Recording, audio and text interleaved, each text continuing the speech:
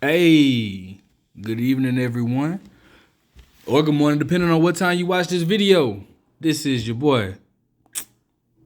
But what do I know? Frank Sanchez, man. Frank Sanchez, man. Hell of a fighter. Just came off of his victory towards, who was it, Christian Hammer. Frank Sanchez was asked about a potential matchup between him and Fury. Now this is very good. First and foremost, let me say Frank Sanchez. He won every round in his last fight, but Frank Sanchez, it's like almost like, man. I kind of felt like he should have got him out of there. But you got to do what you got to do to win. Frank comes from the Cuban school of boxing. They're very disciplined fighters. But now I say that, but in his last fight with F.A. Ajagba, the fight on the undercard of Wilder Fury, wasn't it on the undercard of Wilder Fury 3? I think. But anyways, he looked way more impressive. Sometimes the thing with the Cubans I notice is that like they're so disciplined that they don't overexalt. Like they do what they need to do to get the victory, and that's all that matters to them. And at the end of the day, bro, you really can't get mad at that because, bro, like I mean, if you lose in boxing, and especially in today's time where fighters are not very active or as active as fighters in yesteryear's time, you have to remember a loss is much more detrimental. So meaning that if you do something dumb and you get caught or something like that, then your stock goes down, and it's just So I can't be mad at it, but at the same time, it's like Christian Hammer he took that fight on a 4-day notice from what I'm hearing. I just felt like Sanchez should have got him out of there. However, I'm still high on Sanchez. I definitely, obviously, he has skills. I just noticed that though, with like guys like Rigondeaux, Lara has done it a lot. He's done it a lot where he does enough to win, but he doesn't like go for it. Luis Ortiz has done that plenty of times. Not this last fight not the last fight with Chris Martin, but he's done it before. So I've seen it. I understand it. I haven't seen it much with Yordenis Ugas, but anyways, so like I said, I mean, it's just their style. They're very disciplined, so it can't be mad at it. As long as you get the victory at the end of the day, hey, my hat, more power to you. Take my hat off to you. Anyways, so in the interview it says, let me give a shout out to, hold on, because I don't want to miss let's see, I don't know how to pronounce the last name. BoxingInsider.com. Listen, check this out. The interviewer says, still even with Fury seemingly in a class of his own, Sanchez scoffs at the idea of Fury being a superior fighter to himself. And if given the opportunity, Sanchez believes he will embarrassingly dethrone him. Sanchez goes to say, I knock him out easy during the interview with ES News. That's Ellie Sports. I said Ellie Setback Sports. Ellie Setback's News. I'm sorry. Shout out to Ellie Setback. I'm sorry. I actually met Ellie Setback and took a picture with dude a long time ago. I was with Roger Mayweather at the time. Anyways, just a little history. He says, Sanchez goes on to say he has no boxing skills. That's crazy. He said that about Tyson. I'm sorry, I'm just reading this a lot. Like, he said that about Tyson Fury? What the fuck? Okay, so anyways, he says he has no boxing skills. While Fury is often viewed as the number one heavyweight in the world, newly crowned unified champion Alexander Usyk is believed to be in the mix as well.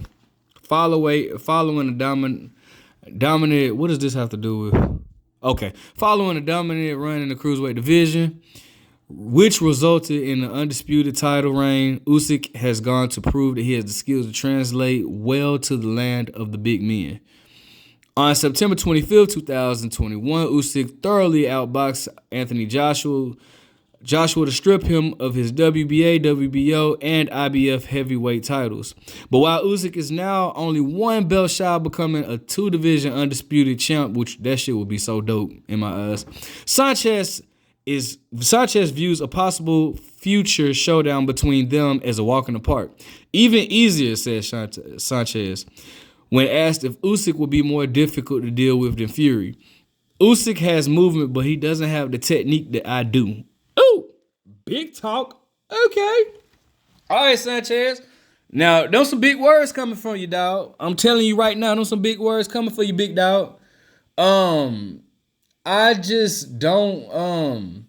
First and foremost, I don't agree with him on saying that Fury has no boxing skills, man. Listen, Deontay Wilder is my favorite heavyweight in today's time, right? But Fury definitely displayed great boxing skills, and heart, man. Like, even though he didn't say anything about his heart, man, the fact that Fury got up from every time that Wilder dropped him, especially in that first fight, which I felt like should have been possibly, not even possibly. I thought that fight should have been over, but to say that Fury has no skills, man, that's I gotta disagree with that. Now, I'm very high on Frank Sanchez. I like him. I definitely think that he has what it takes to be a threat to any fighter in the heavyweight division. But I'm not so keen on him. If he wants to prove a point and make a statement, he has to do more than what he did his last fight. And that just means, man, go for it. He was very patient the last fight. And like I said, I mean, it's almost just like he fought to the level of his competition. And fighters do that. And that's not a good thing, especially when you're wanting to make a statement in your division. You don't want to be, and it's sad that it has to go this way, but you don't want to be treated the way they done Rigondeaux, meaning they ducked the hell out of, so many fighters ducked the hell out of Rigondeaux and got away with it. And I don't mean to make this video about Rigondeaux, but I'm using him as an excuse because he's another Cuban fighter with a very high level of skills. I didn't like his last fight against, what was it, Casimir? I didn't like his last fight at all. And I did think that he lost. You got to do more than that to you win a fight. But it's so many fighters that ducked him and then used his style as an excuse, and people got away with it. Leo Santa Cruz, Abner Mars, and that's why I gotta give a shout out to Nonito Donaire for stepping up and taking the fight with Rigondeaux or whatnot. But anyways, people use that as an excuse, and I don't want the same to be done with him. The same was done with Luis Ortiz, except for it wasn't because he was born a born fighter, man. A lot of people, it really trips me out how a lot of people they forget that Luis Ortiz, at the time that Deontay Wilder fought him, was the boogeyman of the division. And it just trips me out because I literally seen people like flip the switch. When Luis Ortiz fought Brian Jennings and was just boxing beautifully, bro, and just looking like a threat, and like people didn't realize, like, how the hell do you beat this dude? I remember even when he was Anthony Joshua's WBO mandatory, man, I kid you not, I bullshit you not. It was so many people that was like, Deontay Wilder needs to fight, dude, man. Deontay Wilder doesn't do nothing, man.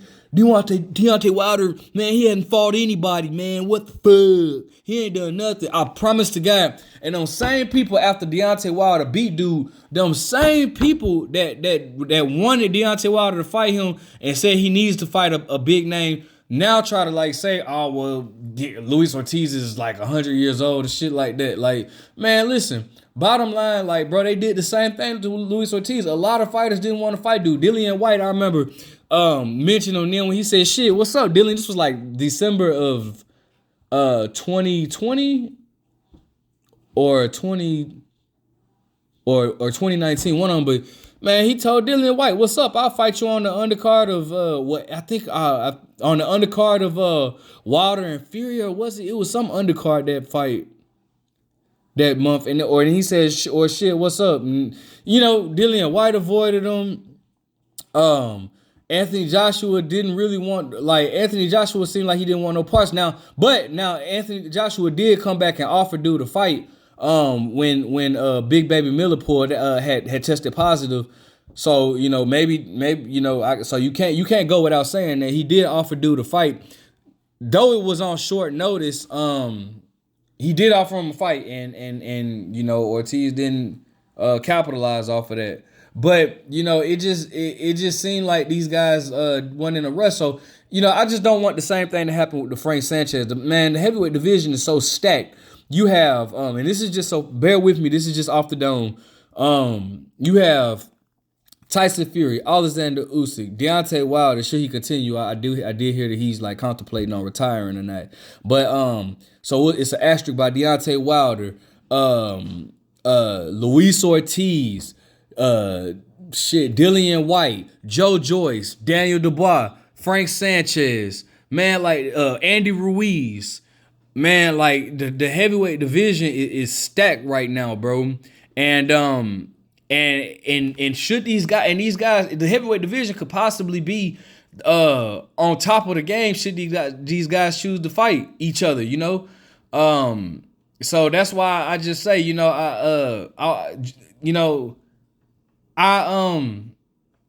these fights have to happen, man. But in order for Frank Sanchez to stand out from everyone else, he has to make a statement, and that's what I think that he needs to do. I don't think that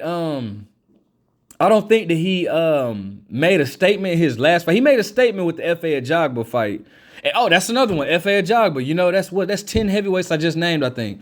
But I don't think he made I think he made a statement with F.A. Ajagba, but I don't think he made a statement in his last fight that warrants the likes of a Tyson Fury to Alexander Usyk. I want to say he's close to becoming either mandatory or close to becoming a mandatory for Usyk's belt, the WBO belt. I could be wrong, but this is, like I said, y'all, this is just off the dome, man. I love talking boxing, so if I don't have a problem with being wrong. If I'm wrong, definitely correct me in the comments. I don't have a problem, man. Look, I was born into boxing. I competed for 15 years, bro, but I don't know. I'm not gonna sit here and act like I just know every little thing. I know a lot. I know a lot, but I still it's still mistakes that I make as well. So correct me if I'm wrong with that. But like I said, bro, man, he has to make a statement. If I'm thinking of who he should fight next, I want to see him Joseph Parker. I love to see him fight Joseph Parker next. I think that would be a great statement fight. That fight right there would definitely open doors. If not Joe Joyce, not Joe Joyce. I'm sorry. Well, Joe Joyce, of course, that would be a good fight. But if not Joseph Parker, get a Daniel Dubois. Get one of these big names, especially in the UK, so that way you're really making a statement. Going towards Tyson Fury. If you're going towards Tyson Fury, man, get one of these UK guys. Joe Joyce. I think he beats Joe Joyce, but shit, Joe Joyce has proven me wrong so many times. I thought Daniel Dubois was gonna beat Joe Joyce. I even thought Berman Stavern was gonna beat Joe Joyce. Shame on me for that. But I just look, Joe Joyce is very lethargic, very slow, but shit, the dude keeps winning. So obviously Joe Joyce is doing something right. I can't be mad at that at all. So but get one of these fighters, man. I would love to see him in there with next Carlos Takam. I'd like to see him fight Carlos Takam next, man. But he didn't take any punishment, so we should see him very soon. So definitely, man. I would love to see him in the midst with these guys just to make a statement, bro. But as far as him knocking out Tyson Fury easily, especially, I don't see that happening. Tyson Fury has proved to have heart. When he goes down, he gets back up. Tyson Fury can box his ass off. He's a slick big dude, bro. Slick as hell.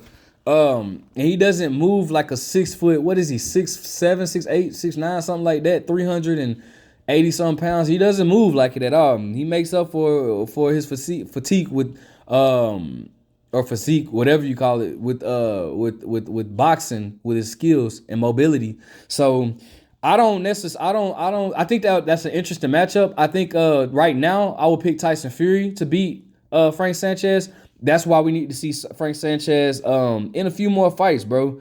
But that's my take on it, man. Drop your comment, man. Let me know what you think. Hey, then again, bro, But what the fuck do I know?